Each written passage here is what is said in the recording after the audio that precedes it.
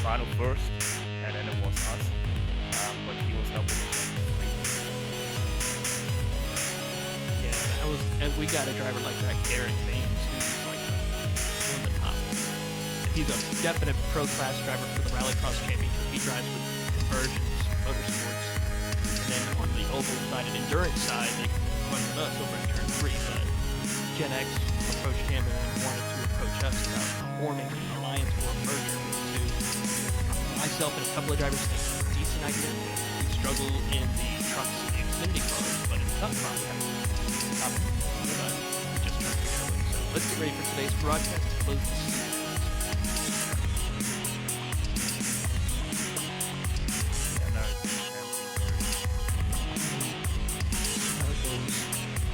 Ours won. I don't either. I kind of wish we could maybe win something out with X as well, but we're just waiting to get all the other stuff. Either way, I gotta wait a little bit until I get hopefully this new job. Hopefully I find out some damage. single race where I wasn't. Nice. Either I was in the top 5 or top 3 or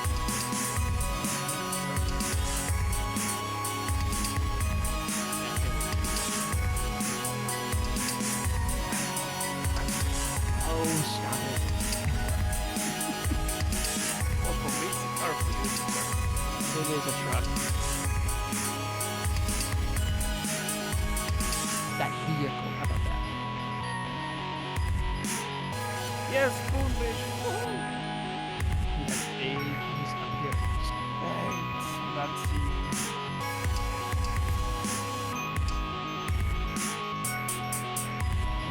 Oh, there he is right there. 62. Got 2 Maxims.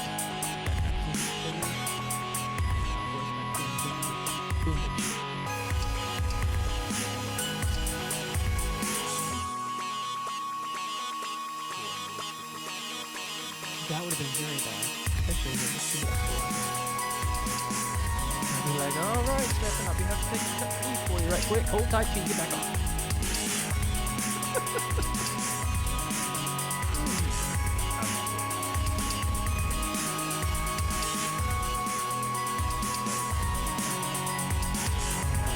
How many cars did you finish today?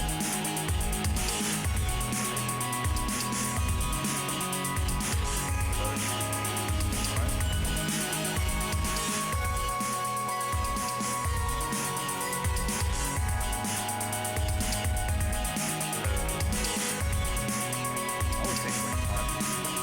5. How about you? How many cars do you think will finish?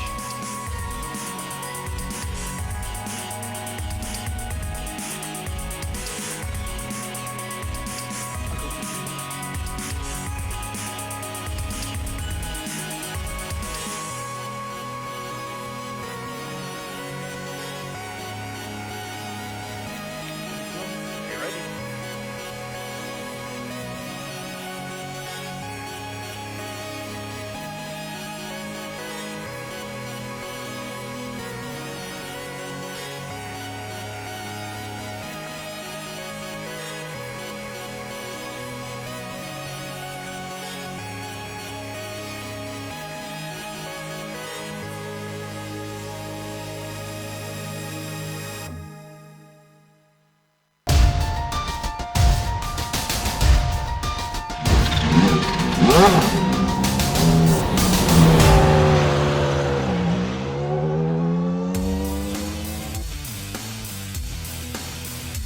It's this time of a series again. The last race. Time for happy faces and parties, but also for bitter disappointment and sometimes tears. The championship still up for grabs. Everything might be over for one in just a heartbeat. From WeatherTech Raceway Laguna Seca, it's Big C's MX-5 Challenge Season 2's grand finale here on the Global SimRacing channel. After Sonny Kanchan's drop out of this series, it all came down to a fight between Robert Hadley and Maxime Bonvision. 2 wins versus 3 wins. Average finishes of 2nd place and 3rd place respectively. It is hard to predict who comes out on top today because of all the excitement these drivers generate throughout the field and season. All we know for certain is that there's an 18 points gap between the two coming into today's race. So join us in as we get ready to watch more simulated MX-5 action and welcome you all into the GTR Countdown to Green. Over the next few minutes, we'll bring you all the storylines, stats, and facts you'll need to be up to date with Big C's MX-5 Challenge. The crew to give you all the stats and storylines will be Taylor Burris, joining myself, Stefan Schlacher. Turning the knobs and pushing the buttons behind the scenes is our director, Sean Reckes Ambrose, and he's using cameras provided by the great Dougie Beard. Good day, Taylor! Season finale, and I can't think of a more suiting venue than Laguna Seca. What are your thoughts? Of course, and welcome everyone to WeatherTech Raceway Laguna Seca. Opened in 1957, this beautiful 2.2 mile or 3.6 kilometer 11-turn circuit located in beautiful Monterey, California, is by far one of those most amazing and pinnacle tracks in American motorsports. Drivers will be facing twists and turns that will definitely test the mights of the drivers and these little Mazda Global MX-5 cars. To give you, the fan, to see what it is like to take on this treacherous course, let us go on board for a GSRC lap guide.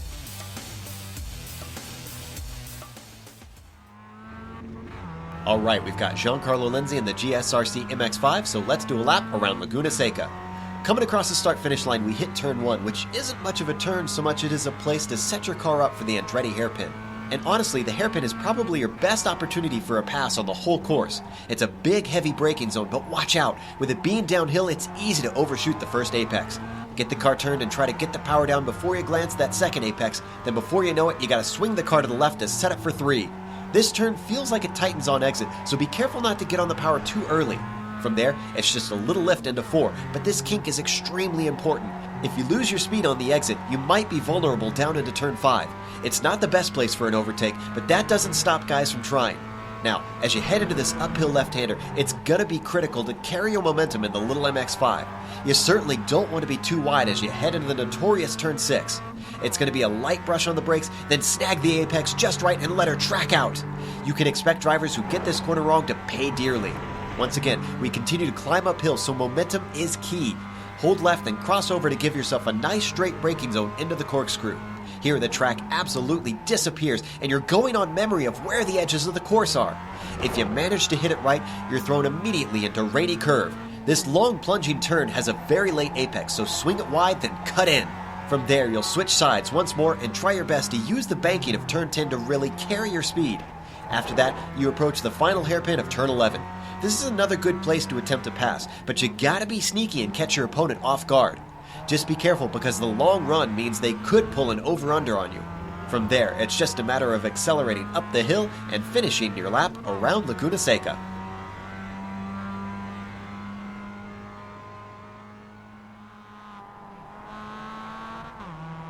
There you have a lap around here, WeatherTech Raceway Laguna Seca. As we get ready to count down to green, don't forget, this countdown to green is sponsored by GTR Racing Simulators, which are currently used as a training aid for professional race car drivers, but you too can learn to ace that braking, sharpening those corners, and shave off those vital seconds. Whether you're a professional driver or a gamer looking for a more immersive way to play, GTR has your back. Get started today at www.gtrsimulator.com. What a great way to kick this off. And as we are getting ready to, we're going to take a look at the points championship here. The final round to determine who will be the champion here for Season 2. As we look at the point standings, Robert Hartley currently holds the lead with 212 points. But look right there in second place, right behind him, the Ukraine club driver Maxim Bunvich holds right behind with 18 points. So anything is possible here tonight with this race. We can find out who could be the champion. As we look through the rest of the field, Jaime Torres is currently sitting in the 3rd position. Safe to say he could possibly close the deal here today, but watch out for Marcelo Panjan as he's right behind him after gaining a position in the 4th position. And then rounding out your top 5 is going to be Sonny Canton. Of course, we do not see Sonny tonight, so it could be possible that he could lose another position and drop outside of the top 5. Well, after looking at our championship here today, Stefan, let's take a look at our race details. So what do we got for tonight?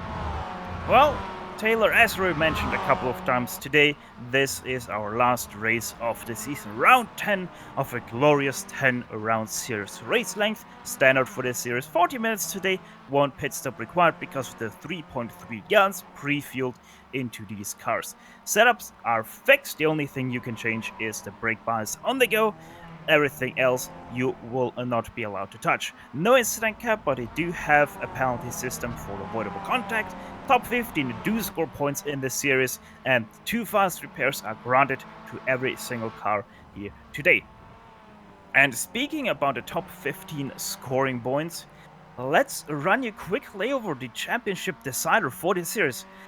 Basically, it goes like this: Maxime has to finish third or higher to have a chance in dethroning Robert Hartley here in the last second. If Maxime gets a first place, which he is right now doing in qualifying, he is right now the fastest guy by 3/10 over Jesse T. Stevens. Robert is allowed to have no higher place than 7th. If we go down to 3rd place, that Maxime needs to have, Robert Hartley is only allowed to have a 14th place. So that is going to be interesting. 2nd place, quickly that, if Maxime does get a 2nd place, Robert Hartley is not allowed to get any higher than 11th place. So it all is down. Can Robert Hartley stay up there like he is right now, just being a 5/100th of a second down on Maxime Bumich in 2nd place? I can tell you right now, Stefan, this is the way that these two drivers want to start off this race, is sitting on the front row, and they're doing a great job of it, with Maxime currently holding that pole position. But there's still a lot of heavy hitters still coming in here and getting ready to set a qualifying laps. As we go look at Marcel Panjan, he's actually stopped on the track, getting ready to go try another lap. But there's a lot of good Mazda drivers still in here. As we see Lindroff getting ready to come out to complete another lap here. This is coming through that tight hairpin and that beautiful number 21 Mazda. He might try to see it improve his lap, but yet, due to the fact of this big field we see here today, Stefan, there's going to be a lot of incidents possibly on the track, especially when they go down the corkscrew. Yeah, it is going to be interesting how this is going to play out. We have 35 or so cars right now on the track. So it is going to be interesting, and 35 cars into turn 1. It is a little bit of a point for, let's say, might debate there. So how will that play out? We don't know, but it surely is going to be interesting. All I got to say is, ladies, as we actually see now another driver completing a lap, Juan Manuel Fernandez. He was a heavy hitter last week over at Road Atlanta, doing quite well. He currently now jumps up to 12th on the leaderboard, doing a great job with a 137.8. So keep an eye on him. We may see him work his way up through the field before tonight's over. And one thing we have to mention here real quick, it is that battle for 3rd place in the championship, because Marcelo Pagnan, he is not all too far away from Shaman Stories, who once again isn't here today. So Pagnan, right now sitting in 4th place, he might be able to do something good here. Yes, indeed, and that's going to be something to keep an eye on. If you don't show up to these races, it's going to cost you big time. There's several points. Even those drivers that are 6th, 7th, and back on the championship, there could be a possibility where they could close out and maybe break into the top 5 in the points championship. So something to keep an eye on, as we're now down to 6 minutes left in qualifying. Yeah, one thing you don't see is that there's only about 20 or so points between 5th place and 8th place, so it is still everything, especially in top 5, up for grabs there. As we are now looking at John Watson, who did run into the back of Marcelo Pagnan, so his time will not be counted here unless he gets lucky, and it only was a netcode that didn't count, but nope, no time for him. That means he's got to go around again one more time, but there's still plenty of time for him to get it. And this is where it's difficult here with these group qualifying. You can utilize good drafting measures to help you gain that extra speed, especially going down the Rahal straight and the front straightaway. But other than that, it can be a little bit hectic in group qualifying at the track like this.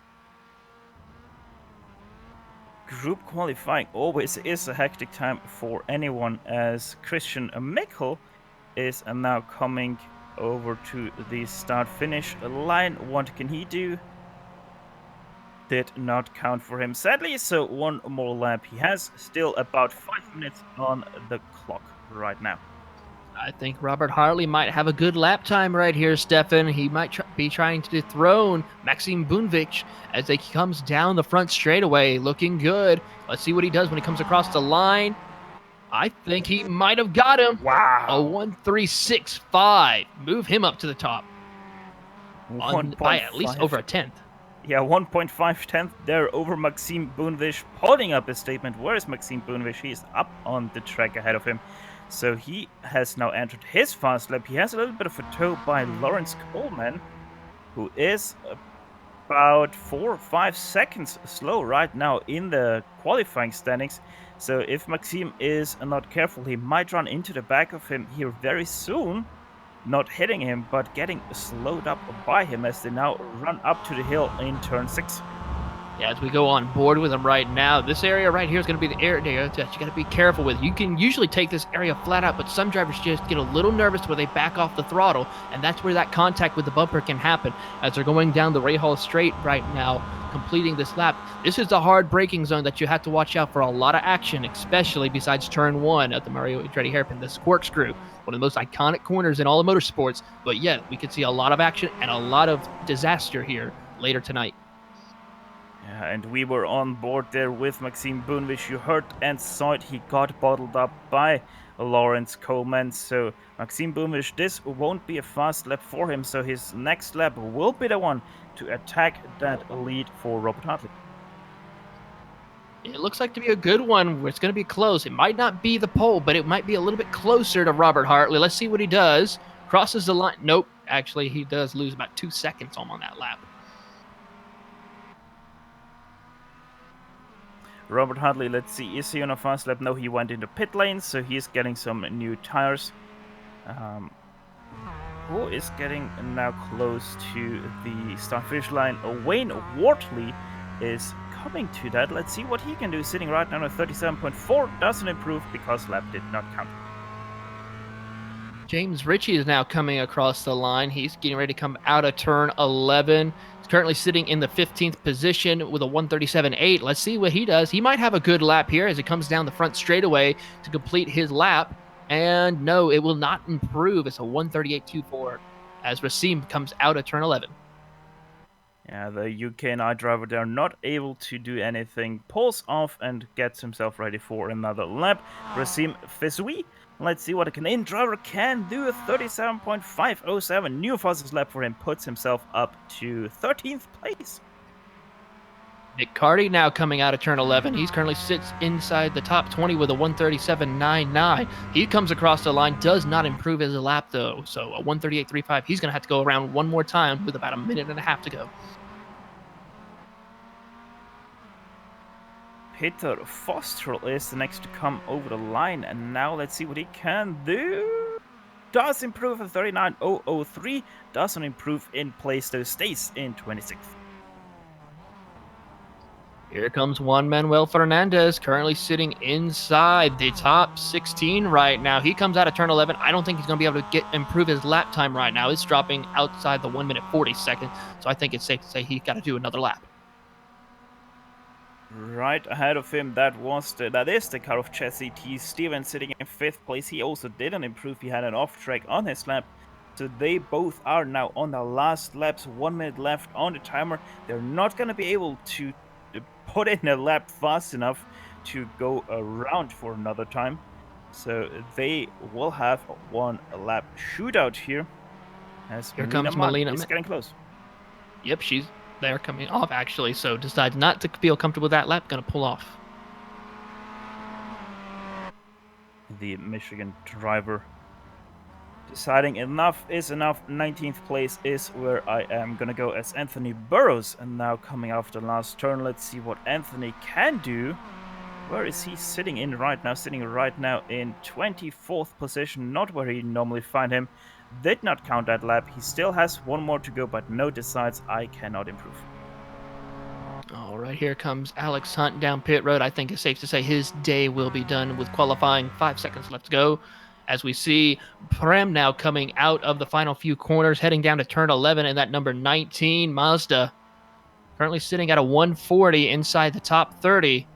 Comes out of turn 11, hugs the inside line as best he can. Gets a little bit loose, though. This might cost him a little bit of time, but he could improve his lap. As he comes down the front straightaway, the checkered flag waves, and he crosses the line. He does not improve, a 145.3. Seems like we still have a few more cars to go. The number 48 is coming soon over the line here. That is Wayne Wally. No, actually, he did go into pit lane. So next car to cross the line is Harrison Chandler coming into the last turn now. Let's see what he can do. Sitting on a 42.828, down in 34th. Sitting pretty good right now, the Club Florida driver. Let's see if he can improve it as he comes across the line. I think he might. Yes, he does improve his lap time. May not, though, prove his position. Actually, he does. Jumps up to, 32nd. Racine is now coming across. Fazue is coming across the line. He does not improve his time either. He's going to start in the 14th position.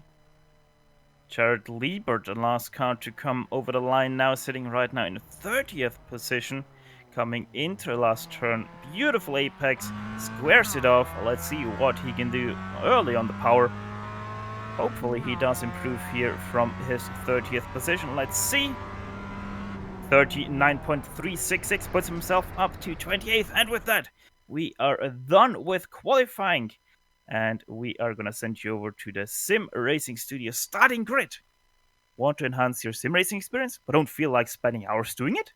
SimRacing Studio creates plug-and-race SimRacing accessoire and software to enhance your experience without any DIY effort. Go to www.simracingstudio.com for more information. And atop the charts, it is Robert Hartley with a 36.587. Lining up a right side to him is Maxime Boonvich. The championship fighters are first and second there. Kenny Brady, third place. Brandon Hawking takes home a fourth place on the grid. Jesse Stevens, fifth place. Stephen Van Opstal takes a sixth place to his name. Marcel Pagnan, the guy who is still in a fight for the third place in a championship, will start in seventh. Graham Sanders puts his 100 car on 8th place. Christian Lindroth, the Finnish driver, is going to line up in 9th. Christian Mickel, he is rounding out your top 10. Starting in the 11th position will be Wayne Wortley. Alongside him will be Odessi's Adam Jr. in the 12th position. Clifford Evans will start in 13th, followed by Racine Fosway in 14th. Juan Manuel Fernandez will start in the 15th position alongside James McRitchie in 16th. Nico Avarolami will start in 17th with Andrew Lanning in 18th. Melina Mann will start in 19th with Nick Carty in 20th. Blackjack goes to the number of the devil, Maxime the Chili. His 666 will line up in 21st. Vincent van der Heyden, rounding out right, decides him in 22nd. Nico Kako, 23rd, and Anthony Burris puts his 27 onto 24th. Marcus Altonen, 25th, Petr Fossel, 26th, Alex Hunt, 27th, Jared Liebert and Sean Tretiak are 28th and 29th. Shawish Prem, your last car in the top 30. Starting 31st will be Lawrence Coleman. Alongside him will be Stephen Hackins in 32nd. Gary Anderson will start 33rd with Harrison Chandler in 34th. John Watson will start in the 35th position with Max Brady and Stephen Chun rounding out your 37-car grid as they did not get a qualifying time in. All right, Taylor, you're Maxime Boonvich. What is your focus on the start? My focus on the start is first and foremost, do not get involved with a big wreck on turn 1. Try to stay as clean as you can on turn 1, get out of there as best you can, and stay right behind Robert Hartley until that right opportunity to make the pass. Here we go, everyone is lined up. The little MX-5 engines are starting to harmonize. Big uphill start for everyone here. There they go off. Great start by Maxime Boonvich. Maybe able to attack Robert Hartley here into turn 1. Slots in behind. Let's see, does Robert Hartley defend off the inside? Does not. Here comes Maxime Boonvich. No, he does not. Stays in behind. A little bit of a side-by-side in behind. And also a little bit of accordion effect, but everyone stays clean. A lot of three-wide action, though, coming out of turn one at the Andretti hairpin right now between Tilly, along with that of Juan Manuel Fernandez and Nico Avarlimi as they come out of there. But a great job, clean racing so far. What a great start here at WeatherTech Raceway. Top two already a little bit of a gap behind to Kenny Brady. Let's see if he's able to close that down. But Maxime Bumvish really racy on the back of Robert Handley. Maybe he will try something into turn 8. But right now, through turn 6, they go for the very first time. We got Kenny Brady losing control. Oh, a lot of cars on that. This could be a contact, but he does a great job getting into the... Wow, that was close for everyone else there in behind. Nobody got collected by him. Great avoidance. Robert Hadley and Maxime Bumvish completely unaffected by that. Obviously, though, because that all happened behind them. Maxime Bumvish did not make anything happen into the corkscrew, so through turn 10 they go for the very first time. Oh, he goes a little bit offline as they come out of turn 10 right, though. Maxime, though, still following right behind Robert Hartley as they come out of turn 11. Not too far behind them, though, is Brandon Hawkins and Jesse Stevens. Those two drivers are slowly but surely closing in.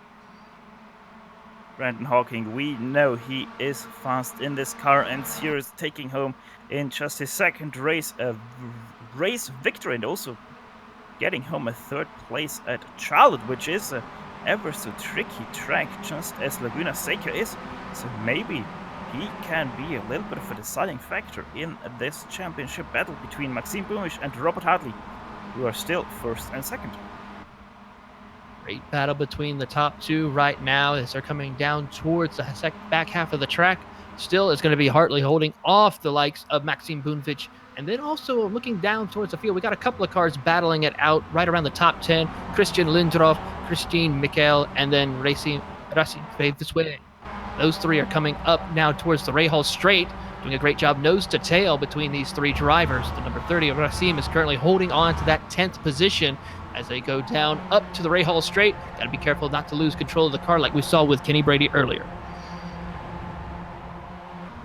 As we go on board with Racim here, let's see if he's able to do something into the corkscrew. No, does not, stays behind, but those two cars ahead, that yellow and green car, they are super close together. Great battle between those three right now. Putting on a great show for us here at WeatherTech Raceway. Looking on through the rest of the video as we have a battle for the lead going on there, Stefan. It could be something we could see Maxime take a look going into turn 1. Yeah, folks, don't you worry if something happens up front. We're gonna jump to it just like right now. Maxime Bumvish really close on the back. Does not decide to take it to the inside. Gives Robert Hartley a little bit of a push into turn 1. They go for the third time of this race. 5 minutes already down in this 40-minute race. One thing we got to remember is this is going to get darker as the day goes on. This race is going to end under darkness, so these drivers are going to have to be very careful, especially on those difficult corners. You think driving it's going to be difficult on this track in the daylight, but just imagine when all the lights go out. Sometimes I do wish for 24 hours of Laguna Seca, but never happening on iRacing. Maxime Bumvish, though unaffected from that darkening sky, he is still stalks the rear of Robert Hartley. Can't say it anything else there. There's a little bit of a slide for both of them. Oh, Maxime saves it there. But that did open up a little bit of a gap for Robert Hartley now. But he does have a little bit of a bad line through the corkscrew, has a little bit of a slide, so that leaves Maxime Bumvish to close up that gap again. And they're really losing third place Jesse Stevens now, who is now over 2.5 seconds, or nearly back on the top two drivers. Oh yeah, we see that battle now heating up as Brandon Hawkins, though, takes a dive to the inside. Now has to take the outside line into turn 11. And now Steven Van Opstel now has the inside line as they come out of turn 11. This is the battle now for the 4th position. Brandon Hawkins tried it for 3rd, now has to get it. This brings also in Graham Sanders as well. So we have a 4-car battle for the 3rd position, final spot on the podium as they make the run down to the Andretti hairpin. Yeah, let's see what they can do. Jesse Stevens now up to 3rd place. Stefan Opstel now up to 4th. Brandon Hawking relegated to 5th place because of that. Nearly Graham Sanders sneaking through there, but he has to settle for his 6th place as of right now. Well, he's also got to worry about Marcello Panjan as they come down out of there. He's going right up to the back bumper of Graham Sanders, so Panjan could give a little bit of a run. He knows he wants to try to get that third position in the point standings, and this is a great way to do it, to try to gain those extra spots to gain on to the third position and maybe even take third place in the points championship. He has a lot of racing still left in him. And our two leaders are running up to the first lap car of this race. Alex Hunt is going to have make place for your top two drivers. Thus, so even before the corkscrew, Maxime Bouvish taking it a little bit deep. They're trying to make Robert Hadley a little bit nervous. Does not succeed though, and he still is in second place. Maxime tried to use him as a pick, but could not, unfortunately, though, so he's going to have to wait till another opportunity to try and make that pass. Still a long way to go, though, as we're just not even 30 minutes into the race, or 30 minutes remaining on the clock. Alex Hunt takes to the pit lane once again, so he might be deciding this is his race done. Kenny Brady, just an update, he did park his car after his incident. As we are actually going to take you to the replay now of what happened there to Kenny Brady. Taylor, what can you see from that replay? Well, as we look on with Kenny Brady, he goes down as he gets ready to make that turn into the Ray Hall straight. He clips that edge just a little bit too much right there. That causes the car to get real loose and light. Amazingly, no one else makes contact with him, does the smart thing, pulls into the gravel trap to try to prevent any more serious incidents. We'll go with a couple of close incidents, though, right there as he stops in the middle. Wow. I do not know what number that was, but one of those Mazdas barely missed him cutting through the gravel trap. Well, there were some close calls in there on a very interesting return, but Maxime Bouvish, he is losing, or he is, I don't know, is he fuel saving that much that he loses Robert Hadley ever so slightly every now and then, or is that just Robert Hadley being faster at this point of time in some sections of this track? But either way, Maxime Bouvish stays on the back of Robert Hadley. Big battle going on for P12 between Andrew Lanning, Clifford Evans, Maxime Tilliard. He almost makes it close, as along with Nico, he's running 15th. So we got four cars battling it out here as they come out of the corkscrew into the rainy curve. They're doing the best they can as a singles nose to tail right now. Andrew Lanning, though, holding off Clifford Evans, as he does a great job with this battle going on as they make the run to turn 11. Clifford gets a great run out of turn 10. Let's see what he does coming out of corner exit in turn 11. Hard into the braking zone they go. This is a great time as we see Andrew Lanning go offline. This give Clifford the opportunity to make that pass. Yeah, nearly so. 3 wide there into the corkscrew, which is not ideal. And yeah, these guys are really fighting it out and do not take any prisoners. And they really want to fight for every single point, because that is the battle for the last point, nearly, as Nico Avalomi is that 4th place driver, 14th, sorry, and Clifford Evans now taking over at 12th place. And there he goes, or does he, as he pushes Maxime Tilliard there a little bit wide on the apex. Nico Avalomi does not want to capitalize on that, so he slots in 14th once again. I think Nico's playing a little bit of a smart game. Figured if these two take each other out, he can just take 2 spots for the price of 1 turn.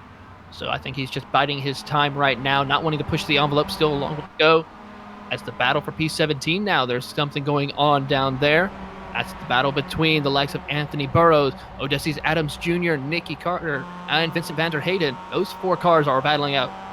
As we go on board with Burrows right now, he comes out, hits the curb a little bit too hard. He carefully does not lose control of it as they go the Ray Hall straight.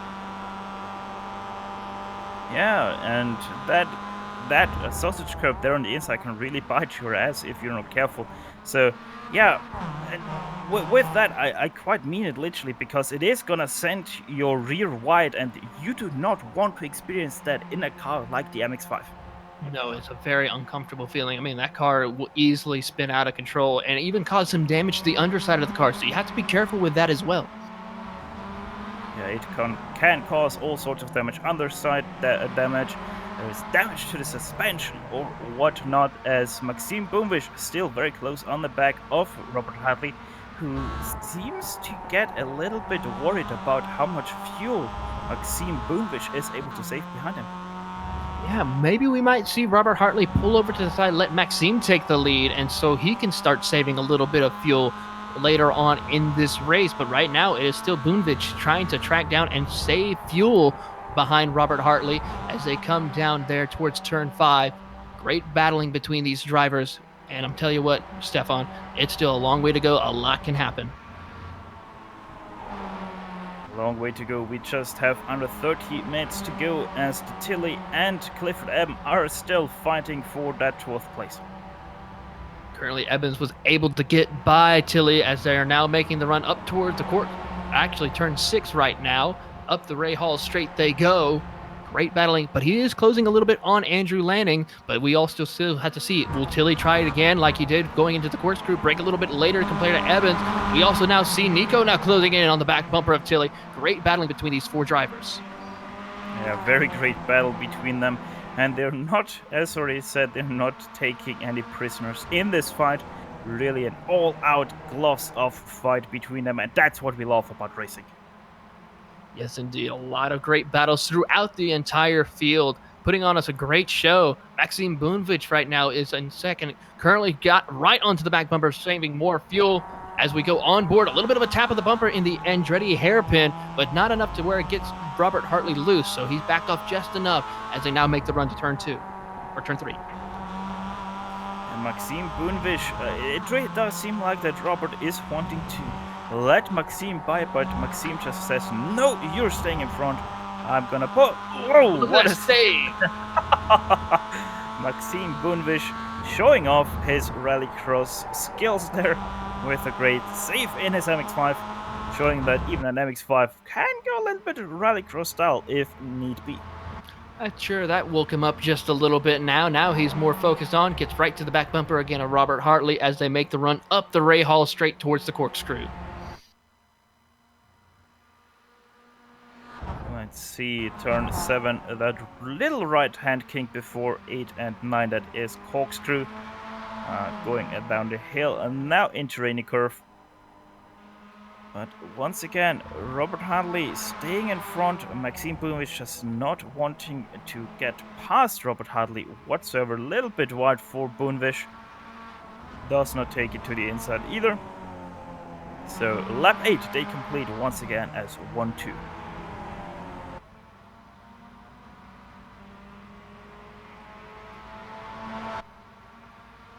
Amazing battles throughout all the track right now. Looking on through the field right now.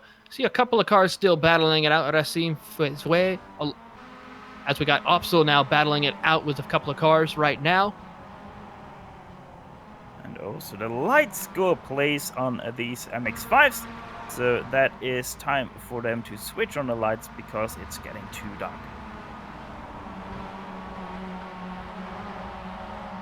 Headlights are ablaze in all these Mazdas. It's great to see I just love this new feature with iRacing. I know it's been in play for a while, but just seeing this day to night transition always just excites me no matter what type of racing we have going on. And it also does look always very great. And it throws up another challenge that you normally don't have in a series like this with only 40-minute races. That is you suddenly can't see your braking markers anymore. No, and also you got to think that the factor as well as temperature drop will be as well. We probably started around 80 degrees. Now it's dropping about 79 degrees. Not a whole lot of temperature drop at the moment, but still that's going to keep dropping as the race goes on. Oh, and Maxime Boonvich just overtook Robert Hartley. Robert Hartley did outsmart Maxime Boonvich this time around. Fakes a little bit of a problem and breaks offline, and Maxime Boonvich goes into first place. Oh, that might be a little bit of fuel strategy now. Robert Hartley wants to be behind to save some fuel. Great effort.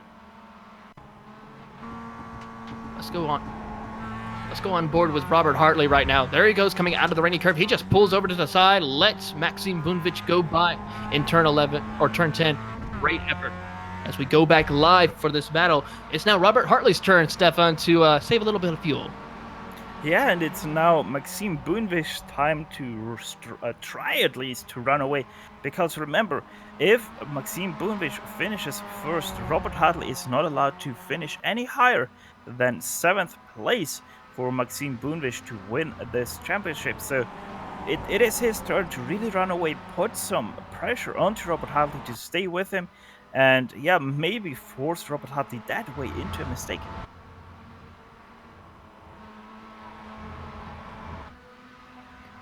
Battle for P13 heating up right now between Christian Mikel, Nico Arvameli, and along with that in front of them, Andrew Lanning and Maxime Detilly. So a great battle between these four drivers right now. This is the battle for 11th on back. As they're coming out of turn 6, heading down towards the Ray Hall straight towards the corkscrew.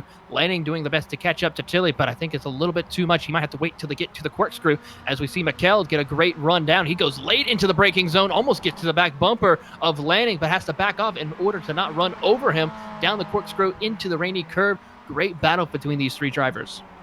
Well, that looked like nearly Sanari style there. Dive bombing into that corkscrew, but Mikel just a little bit too late on the brakes. Did miss his braking point. Luckily not running into the back of Andrew Lanning, who is in 12th place. A little bit of a bad run out of that last turn.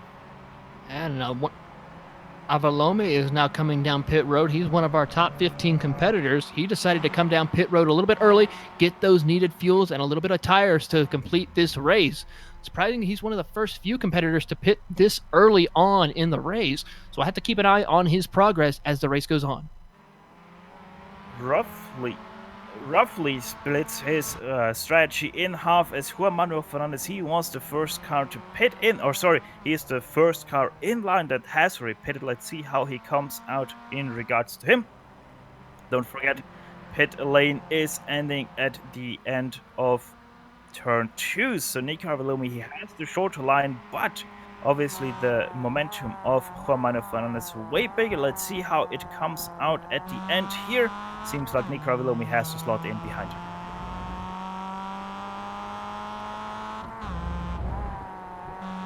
Looking through more of the field right now. I tell you what, the biggest battle going on is that battle for P3. Jesse Stevens currently holds on in his Mazda with Steven Van Opsel right in his tail tracks with Brandon Hawkins rounding out the top 5. And then Marcelo Pajan right in 6th position, watching all three of those battle. They're going down into turn 11 to complete another lap. Robert Hartley is going past Maxime Boonvish now. Boonvish made a mistake out of the last turn, so Robert Hartley back into the lead. Let's take a look at that replay. Let's actually take this to replay because that was a genuine mistake by Boonvish. He goes way offline out of turn 11. That cost him big time, scrubbed a lot of speed. That gave the chance for Robert Hartley to get back up towards the front of the field. Yeah, Maxime Boonvish. Oh, Maxime's in the gravel again. Maxime Boonvish just pushing too hard into turn 11. He was on the gravel, that's why he went wide, and there once again way deep on the gravel, and that really is not the way you want to race here, Maxime, because that can bite you very fast very soon. I think he's trying to see if he can take this out on the Wild Horse Motorsports Park maybe later on tonight.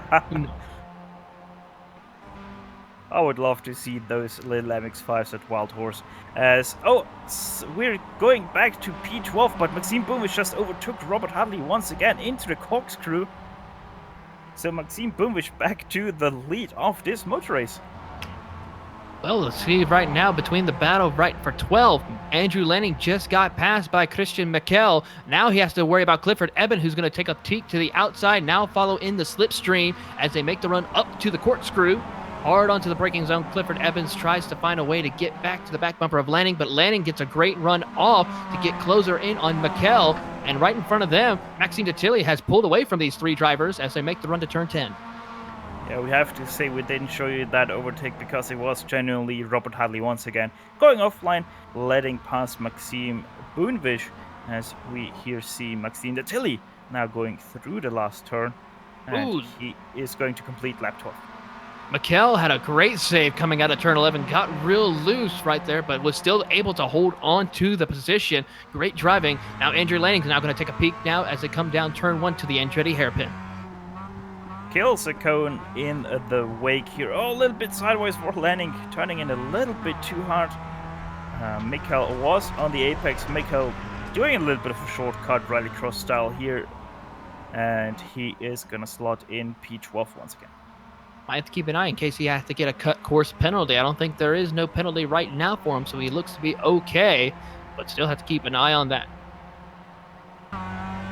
On board with Nick Carty right now. He's got his eyes set on Odessi's Adams Jr. as they're coming now towards turns 5 and 6. Great effort as he goes a little bit offline. Whoa, great save by Burris, being also right out sideways there in behind them. Burris made a mistake in turn 6 one lap ago. He was leading this 3-car train, but now he is back in 18th behind them, as also Nick Carty was a little bit sideways through the gravel trap there, through turn 5. Sorry, turn 4, now to go through turn 6. Otis Adams was a little bit wide there. Does not get a run though, Nick Carty, so he is still your P17 driver. Well, not maybe right now. He might try to get 16th. He may try to use the likes of Stephen Hankins as he now goes off onto the gravel trap to let these drivers on the lead lap by. But Nick Carty, he has been pushing all over the back bumper of Odessi's Adams Jr. as they come out of turn 10. We see Odessi's Adam get really loose coming out of turn 10 into turn 11 they go. Nick Carty trying to see if he can find a better line out of corner exit of turn 11. Not able to. He's going to have to wait another lap to see what he can do. Yeah, and it seems like that they are leaving Anthony Burris a little bit in their wake. So Burris most definitely not able to keep up the pace with the 2 drivers ahead of him. I'm looking at Odessi's car, and he's got a little bit of damage to the rear end of that car, right around the right side tail light, so he might have to keep an eye on that later on. No damage further other than that.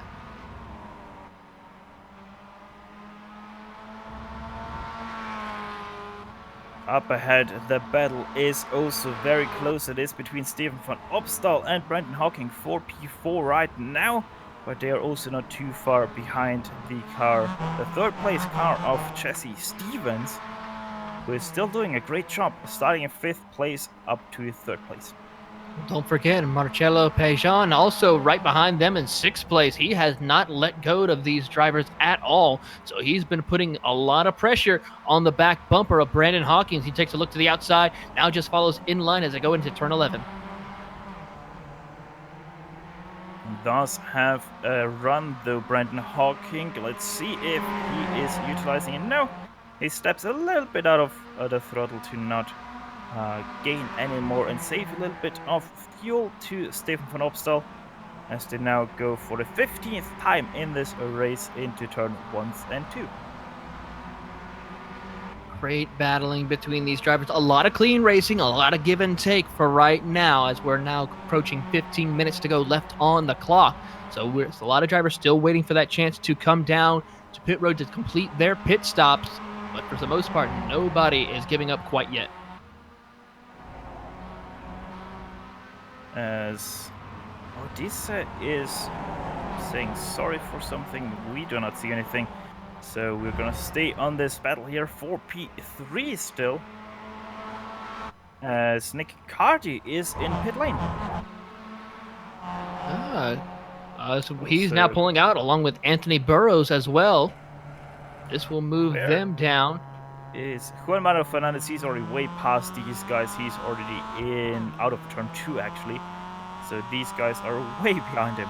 Yep, and he's actually moved inside the top 20 right now, so Juan Manuel Fernandez might have a good strategy with pitting this early. It always is that tricky. What do you want to be? Pit early and have a clean track ahead of you, or get those fresher tires on the right or left side, or 4 tires at all, and have that grip advantage in the later stages of this race. So he's getting a little bit held up by the lap car of Lawrence Coleman there through turn 6. A little bit of a misunderstanding between the two, but no harm, no foul. Up ahead, the car is Nico Kako. He's for 19th position, and that is a car that he can battle with. Still a long way to go, but he has been closing that gap, so a great effort we see by Juan Manuel Fernandez. Odessa Adams Jr. is now in pit lane, pitting from 16th place. Let's see where he comes out in regards to especially Anthony Burrows and Nick Carty, who just pitted a lap ago. He's now waiting on pit road still and see what can happen. This could be another position for Juan Manuel Fernandez in relations to him. He's closing the gap right now. And I think also Wayne Wortley and Brandon Hawkins have also made pit stops as well. Brandon Hawkins currently sitting in the 14th position. And one quick update on Maxime de Tilly. He pulled off the track a lap ago on the start-finish straight and parked his car into the pit lane after a great race. He ran into some problems, now also disconnected from the server. So after a great run from 21st to 10th, he now is out of the race. Hawkins is now the current leader of all the ones who have recently pitted right now, so he has been doing a great job right now. A couple of other cars, Marcel Pajan is in along with Graham Sanders, so these are our top 10, top 5 runners coming down pit road now. So this is going to be interesting to see what they can do and see if they can stay in front of those drivers who have pitted a little bit early. Brandon Hawkins was part of that battle pack with Pajan and Sanders, so it is going to be interesting where Pajan comes out in regards to Hawking. Now Pajan goes off, he has taken right side tires of the pit limiter. He now also is Brandon Hawking. Where is he? He's coming now over the start finish line. We're gonna see him soon side by side, and I think Pajan got him covered. I think it might be safe to see that right now as we now look on and see. Yep, Brandon Hawkins still going to possibly maybe get to the back bumper of Marcello, but I don't think he'll be able to pass him at this moment. Yeah, Marcelo Pajan, it is about 2 seconds between himself and Brandon Hawkins. A good job with the overcut on Marcelo Pajan.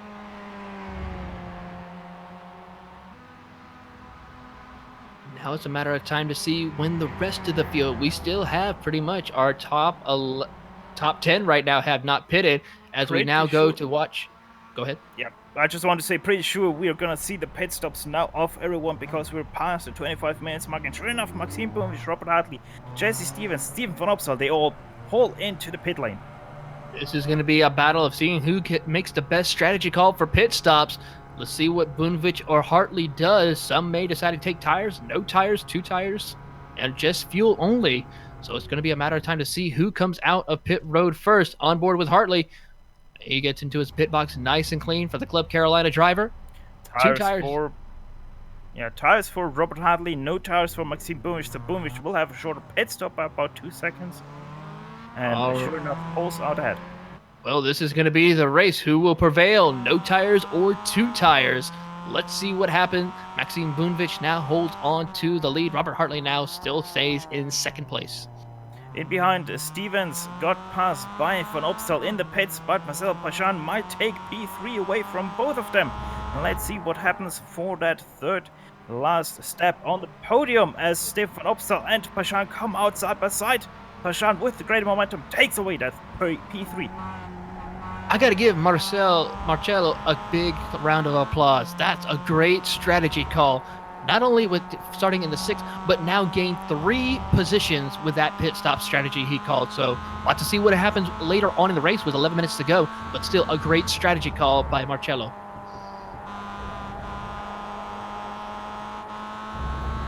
And up ahead, Maxime Bumich still leading Robert Hartley.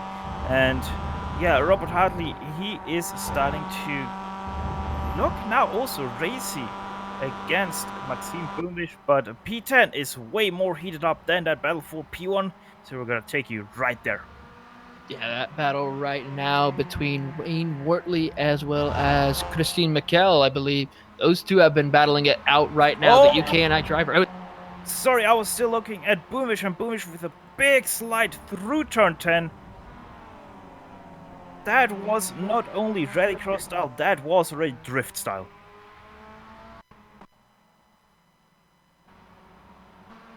Let's have a look at that wheel angle of Maxime Bumich as he will come out of turn 10 right now, going up through the corkscrew. Now coming through Rainy Curve right now, and let's see as we see Maxime get ready to make that mistake. Look at that, pretty much practically drifted that corner. I'd give that a 10 if I were giving a scorecard for that race. perfectly hitting the apex, but his execution out of the turn was a little bit lazy. Didn't use all the track, so that's a 6.5 out of 10 for me. In behind Stefan von Obstal still. Oh no, wait, that was just a lapping maneuver. Sorry, my bad. 2 red cars there. So they're still Linus Stern in behind too, but no changes so far.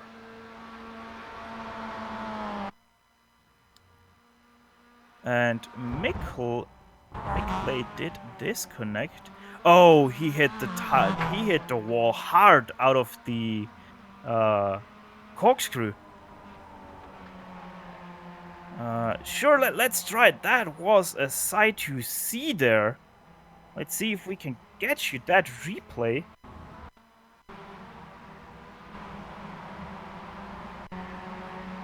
He was already disconnected there. He did crash and immediately disconnect from the server. There we go. So it's gonna happen right out of corkscrew, Taylor. Yeah, he's now making that run. He was currently battling, I believe, with Wayne Wortley still, as they were making the run up the Rahal Straight. Had a great run, getting a way to pull away. But as they make it up to the corkscrew, I'm just wondering, did he miss his braking point? And let's see here. Ooh, just goes way off the line, loses control of the car, hard into that barrier. Completely takes the nose and hood off the car. Oh, Robert Hartley! Robert Hartley with the spin! That's in the corkscrew. Robert Hartley with the mistake. Maxime Boomvish needed to take this championship by storm. What happened? He just... too much curb again, like we saw earlier with Maxime in turn 10 a couple of laps ago. He has now dropped to 3rd place right now, so this could be something that could cost a little bit. And just tighten the points championship up a little bit more. Moved, though, Marcello Pejan, though, up to 2nd place. But still, it's now an 8-second gap separating Robert Hartley from Maxime Boomvish. Yeah, remember, Maxime Boomvish needs Robert Hartley to get 7th or lower to get that championship into his hands. So right now, Robert Hartley being in 3rd place is not enough. This car in 7th place is Graham Sanders. Sanders is about, 10 seconds away from Robert Hartley. Well, one thing we may see Robert Hartley do, knowing that he does not have to win this race to take the championship, but to finish 7th or worse, he may just try to either get by Marcello Pejan or just stay slotted in that 3rd position.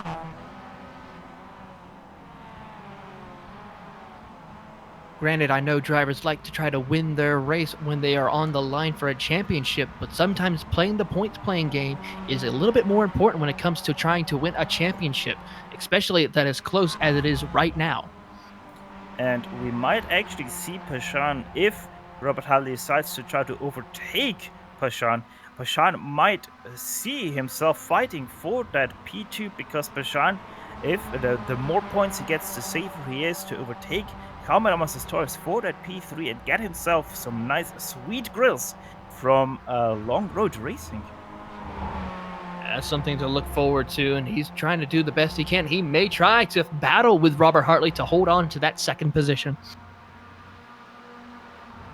Let's see, does nothing into the corkscrew. So that is the 21st time they go through that corkscrew without any problems. As Stephen Hawkins, he also now had to sadly park his car behind the walls.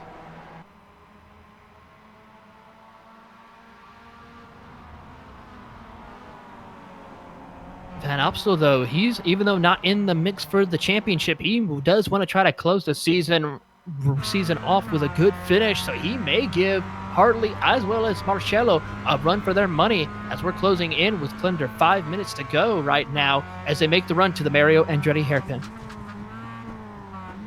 And Robert Hartley very aggressive on the brakes there. Around the outside is not going to happen for him, so he still has to be in at 3rd place. Stefan van Opstal, he is looking feisty in behind too. Maybe he wants to try to take away that 3rd place from Robert Hartley. He's going to try everything he can right now as they make the run to turn 5 and 6. Oh, goes a little bit off-roading right there. Gets 2 tires off, but he's able to hold off Steven Van Opstal. Still losing a little bit of time, though. Now back to about 2 car lengths separating him and Robert Hartley.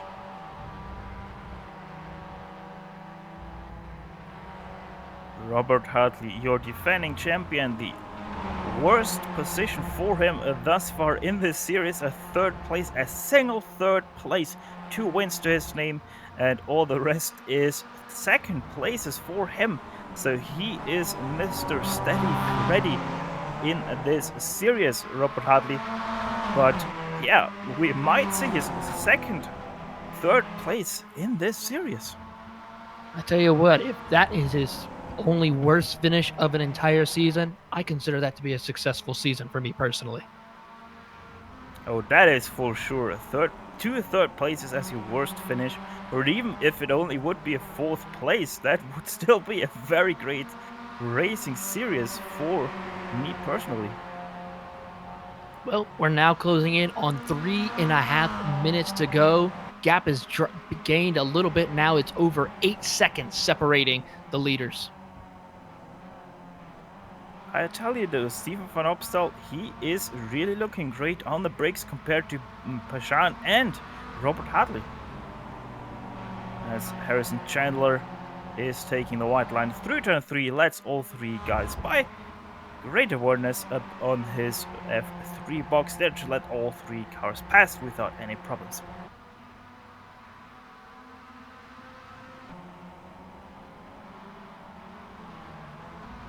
Remember these guys? It's Andrew Lanning, Juan Manuel Fernandez fighting for P11.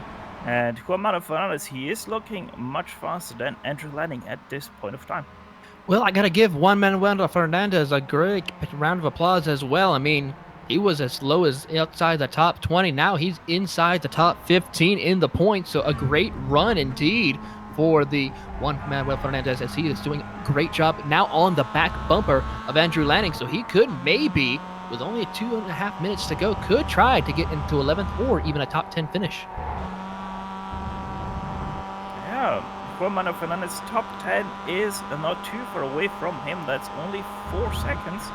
So he can be there in just a quick time, as we are now getting with 2 minutes to go. So that means that 2 more laps to go for your leaders. Well, Robert Hartley is not done yet. I think he may try to get pressure a little bit of Marcello Pajan into the Mario Andretti hairpin, but he goes a little bit wide. This brings in Steven Van Opstal a little bit closer to this battle between these 3 cars. Looks to the outside, we see Robert Hartley, but slots back in as they go down into turn 4. Robert Hartley, what a story this would be. Only 2 third places as his worst results, winning the race 2 races in this 10 race series, defending his championship and going home with a full racing simulation rig as his prize for winning today's championship. I think that's a pretty good deal right there for running 10 races.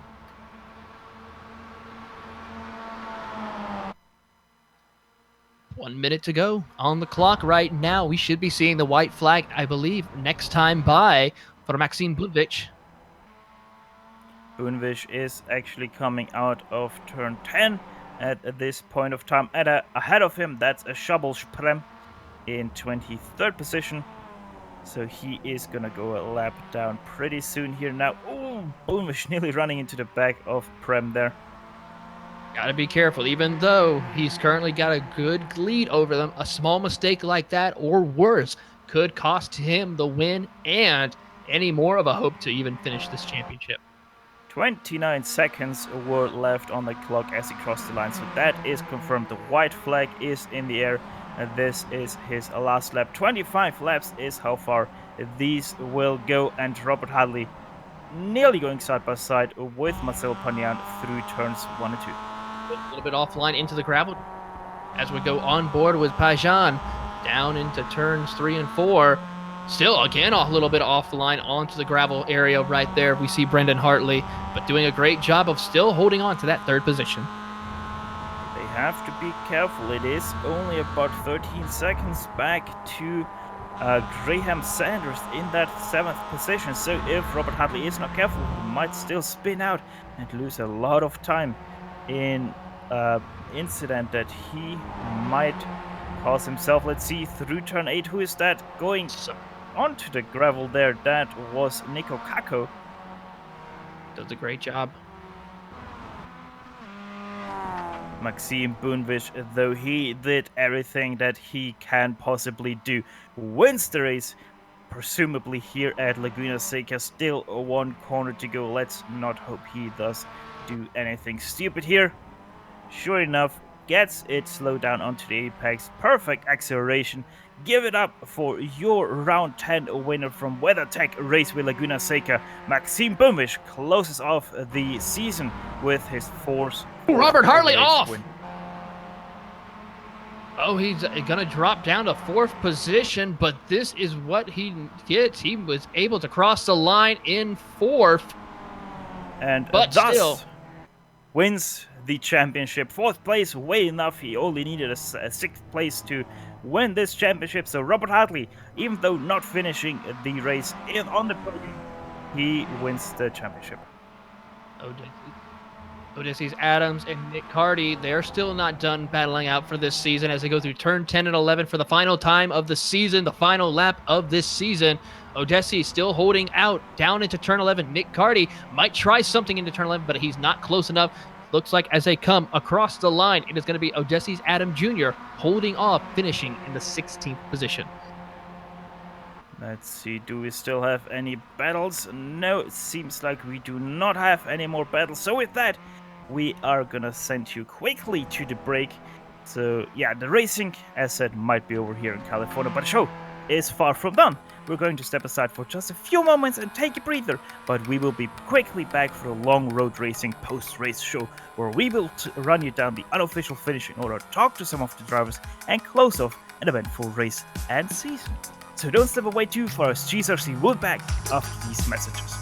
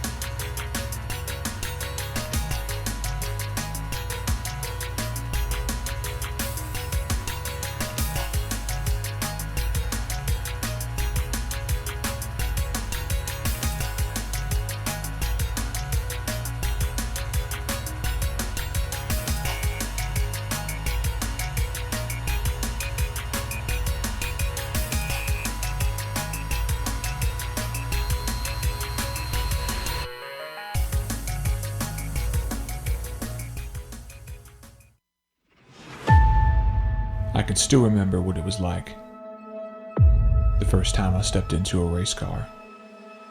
The sound of the engine, the anticipation, but I never could have imagined where this journey would take me.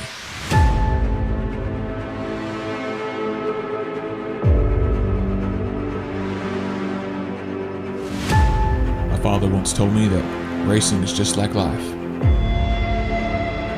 You have to stay on your toes, because you never know what's around the next corner.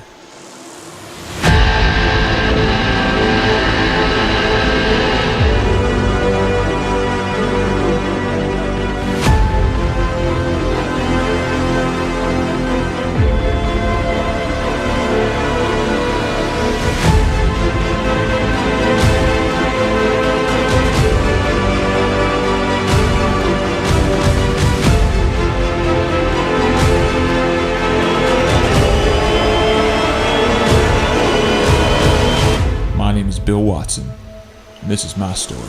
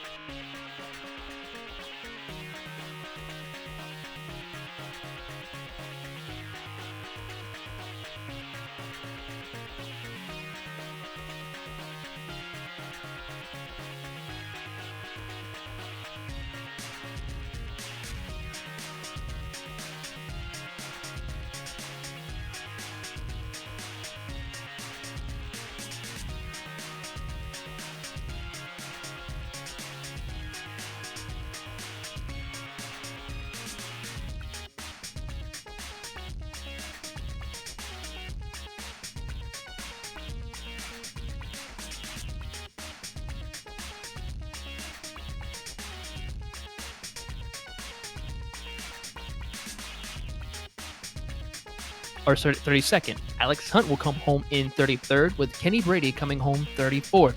John Watson will round out into 35th, with Max Brady finishing 36th, with Stephen Chun a did not start. And the first guy we are going to talk to today will be league organizer Clifford M. Clifford, welcome to the booth. Hello, everybody. Hi, guys. And Clifford, first of all, about the race, very quiet for you, starting in 13th, finishing in 13th. How did it feel to you? Very competitive, and I struggle at this track, so I was just trying to take what I could get. I got shuffled up and down the order throughout the race, and finished exactly where I started. Yep. Yeah, we normally expect you a bit higher in the ranks, but yeah, it really showed that you were struggling here today. You weren't struggling though at all during the season. Um, I mean, a lot of it definitely has to do with drafting off of some of the front guys. I feel like when I'm following behind them, I can go a little bit faster and really bring out some of the speed that I don't have when I'm by myself. Hmm. So here and there, just when I qualify well and get up with some of the fastest guys, I think that I perform pretty decent. Yeah. Decent is one way to say it, but yeah, I would call this series much better than just decent. I would say it was a great season to watch and commentate. Absolutely. I was super impressed with how everybody drove this season. The racing was amazing. Over 130 unique drivers raced throughout these 10 races, so that is just amazing to me. Um, I just like to thank you guys for all that you do on the broadcasting side of things. It definitely helps to get the league out there because when I'm promoting it and inviting people to the league, a lot of them have already heard of it because of these broadcasts. So I just appreciate all that you guys do, and I'm excited for the seasons to come with you guys. Well, we are also very excited for the upcoming seasons of Big C's MX-5 Challenge here on the Global Sim Racing channel. Clifford, thank you so very much for organizing and thanks for joining us here today in the booth. Thanks, guys. Next up, Taylor Burris catching up with Stephen van Opstal. Yes, indeed. Here was Steven Van Opsel as we're waiting for him to come into the booth. There he is. Steven Van Opstel, congratulations on your podium finish here today at WeatherTech Raceway, Laguna Seca. Tell us how the car was and tell me about the battle you had with Robert Hartley along with Marcello Pajon. Uh, Good evening, guys. Yeah, Clifford also said it. When I'm in the train, I can follow the fast guys, but by myself, I'm a little too slow. Yeah, after the pits, I had Marcella before me. There was an accident. We closed up against Hartley, and I really didn't want to fuck his season, so I drove a little carefully, and I didn't go that aggressive. So good luck to Robert and Marcel. Yes, indeed. Well, we look forward to seeing that of the later on in this season, next coming seasons. How are you looking forward to, and what is your plan as far as for that? Well, I have to work every weekend, so my vacation is a little bit low. So I won't be able to race all the races, but if I can, I will be there. It was a great season. Actually, a little bit better than the Mazda World Tour. A great field, big field. Yeah, lots of fun. Indeed, it was a lot of fun calling these couple of races here this season. Looking forward to seeing you race again later on, and then of course seeing what you can do if you can take the fight to some of these drivers. Yeah, I hope to get a win someday, but keep on dreaming with those fast guys, with those aliens. Bye, guys. Also, great coverage of all the races. Thanks a lot. And we thank you, Stephen. Thanks, congratulations on your third place finish. And and and he did a great job with missing that spin. But I think Stefan, let's bring in our champion. Yeah, Robert Hartley is the next to talk to us. Robert Hartley, congratulations on winning the championship for the second time in a row. Hey, thanks, guys. It was a tough one. Bunovich was putting the heat on me. Sure was that, and he actually was able to force you kind of into a mistake there, Robert. What happened? That's a little bit unusual from you. Yeah, Bunovich is so good at pushing the track limits. I'm trying to gain on him, so I try to push him a little more than he is, and I just caught a little bit too much dirt there and lost it. Couldn't save it, but still winded up fourth, so was able to hold on to that championship. Yeah, and one thing we have to mention, we said it a few times during the broadcast and the season, but up to this point, a one-third place as your worst finish, and now fourth place as your worst finish in a 10-race championship. That is mighty impressive. Yeah, that was my strategy to stay consistent all season. You definitely have to have a few wins thrown in there though, because the gap between first and second in the points for a win is pretty big gap. So you definitely got to win a few and race hard. Now, I'm a little bit surprised.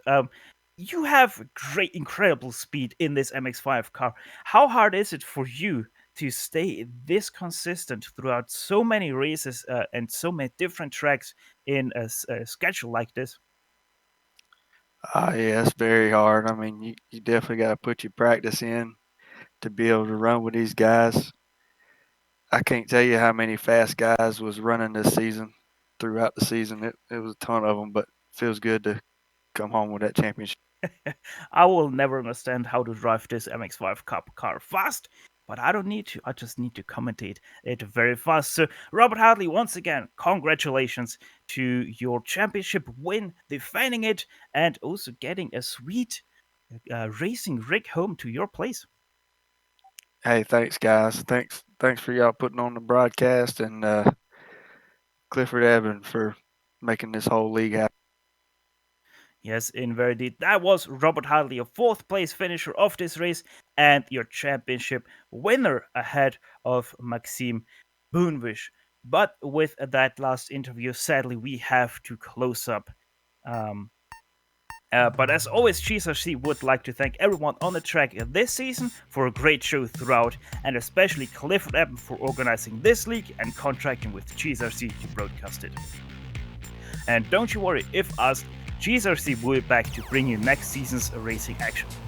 If you'd like to find out when that will be, visit us at globalsimracingchannel.com.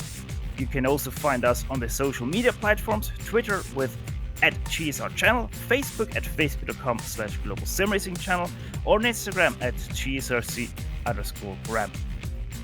Right now on your screen you can see all of the companies that provide us with their great hardware and software GSRC uses to deliver you the best possible show. Additional thanks goes to June Lalonde, who provides us with her great masterpieces. See the screen for how to get hold of more of her great work. Next up on GSRC will be the coverage of the American Major Series. Coverage will air this evening at 8:45 p.m. Eastern over the iRacing Esports Network.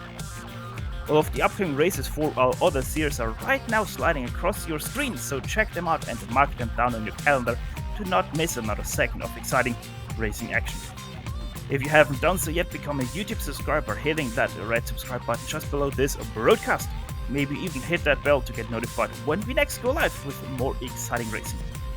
Finally, on behalf of the entire crew for this season, Sean, Chris, Taylor, Nick, Justin, and the ever so great camera guru Dougie, I'd like to thank you all for tuning in as Maxime Boonwish took away the victory and Robert Hartley won the championship here at WeatherTech Raceway, Laguna, Seca. With that said, until next time, servus and sayonara! And as always, race hard, race clean, and we'll see you on the track.